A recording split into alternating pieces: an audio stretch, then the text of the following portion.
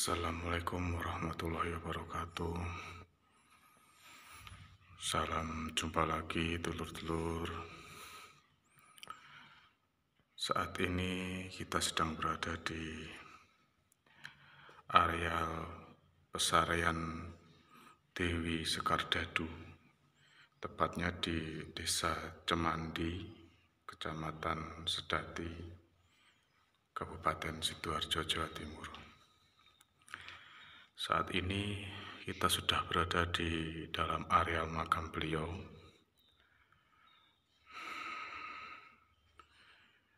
Ini areanya cukup bersih, rapi. Dan di sini aroma dupa dan kembang semerbak ya, dulur. Dewi Sekardadu itu merupakan ibunda dari Sunan Giri pertama yang masa kecilnya bernama Raden Paku. Beliau sebenarnya berasal dari daerah Blambangan atau sekarang sekitaran Banyuwangi. Beliau merupakan putri dari Raja Menak Sembuyu, Raja Blambangan, yang pada masa mudanya konon mengalami sakit. Kita sambil keluar dulu ya dulu ya. Assalamualaikum.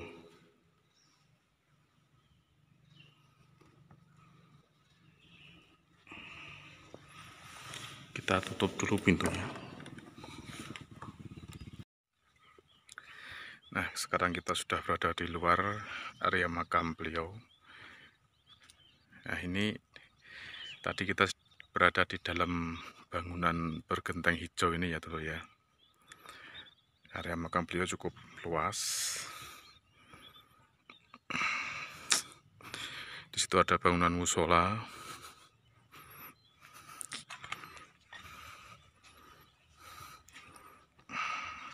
Dan di sekeliling area makam ini masih berupa area pertanian dan tambak.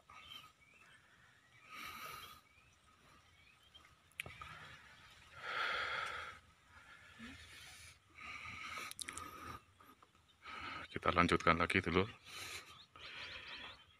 Dewi Sekardadu yang di masa mudanya mengalami sakit yang tidak kunjung sembuh, akhirnya sang ayah Raja Menak Sembuyu mengadakan sayembara. Siapa yang bisa mengobati sang putri, jika perempuan diangkat menjadi saudara, dan jika laki-laki akan diangkat menjadi suami dari sang Dewi Sekardadu. Dan di sini ada lagi cungkup dengan di dalamnya ada makam Buyut Tantur dan Buyut Supiah. Konon mereka berdua merupakan abdi dari Dewi Sekardadu. Ini bisa kita intip sedikit makam dari beliau berdua. Assalamualaikum. Kelihatan Buyut Tantur dan Buyut Supiah.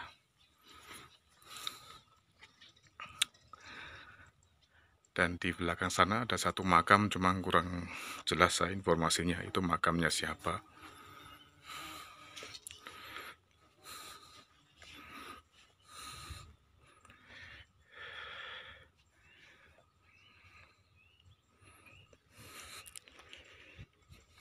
Ini ada lagi Buyut Diajeng Arum Kinasih atau Mbah Menik. Bisa kita lihat sebentar. Assalamualaikum.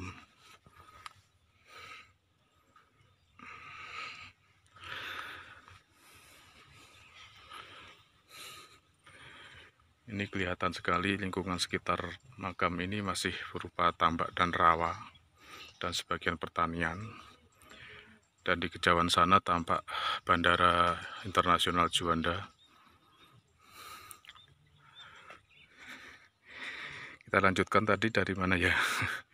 Oh iya, setelah sayembara diumumkan, ternyata tidak ada yang bisa mengobati penyakit sang Dewi. Akhirnya terdengarlah oleh sang ayah Raja Menak Sembuyu bahwa di Gresik ada seorang bernama Syekh Maulana Ishak yang bisa mengobati penyakit sang putri. Akhirnya diutuslah utusan untuk menemui Syekh Maulana Ishak di Gresik. Singkat cerita, utusan sudah menemui Syekh Maulana Ishak, dan oleh Syekh Maulana Ishak sang utusan disuruh kembali ke Blambangan. Nah, singkat cerita, ketika para utusan sudah kembali ke Blambangan, ternyata di Blambangan sudah terjadi pesta besar-besaran pernikahan antara Syekh Maulana Ishak dan Dewi Sekardadu. Itu merupakan karomah tersendiri dari Syekh Maulana Ishak. Jadi sang utusan juga keheran-heran. Padahal mereka baru sampai, tapi ternyata sang putri sudah sembuh dan sudah menikah. Malah diadakan pesta besar-besaran. Itu singkat cerita tentang Dewi Sekardadu.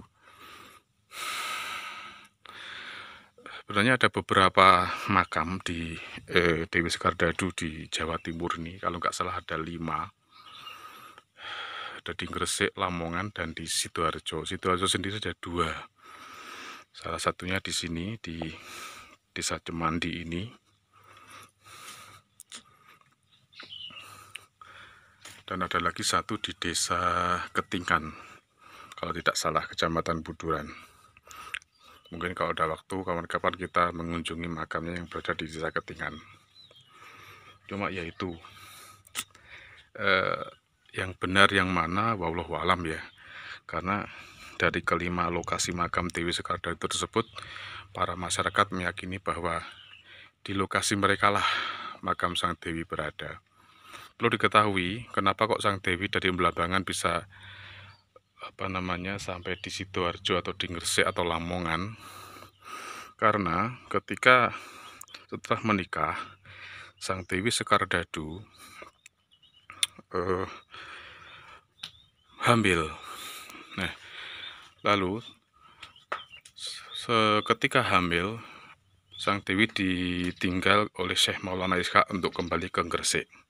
Syekh Maulana Ishak berpesan jika anaknya lahir laki-laki, beliau minta diberi nama Raden Paku. Dan jika putranya berkelamin perempuan, beliau pasrahkan kepada keluarga di Blambangan. Akhirnya singkat cerita, lahirlah seorang putra laki-laki dan diberi nama Raden Paku. Tapi konon ceritanya, pihak keluarga kerajaan Blambangan tidak begitu suka memiliki cucu laki-laki. Akhirnya ada rencana mau dibunuh. Nah, akhirnya Dewi Sekardadu mendapatkan ilham untuk melarung putranya di laut. Nah, dan singkat cerita, sang putra Raden Paku ditemukan oleh Nyi Ageng Pinatih, sang saudagar kaya dari Gresik. Lalu diangkatlah menjadi putra angkat beliau, diberi nama Joko Samudro.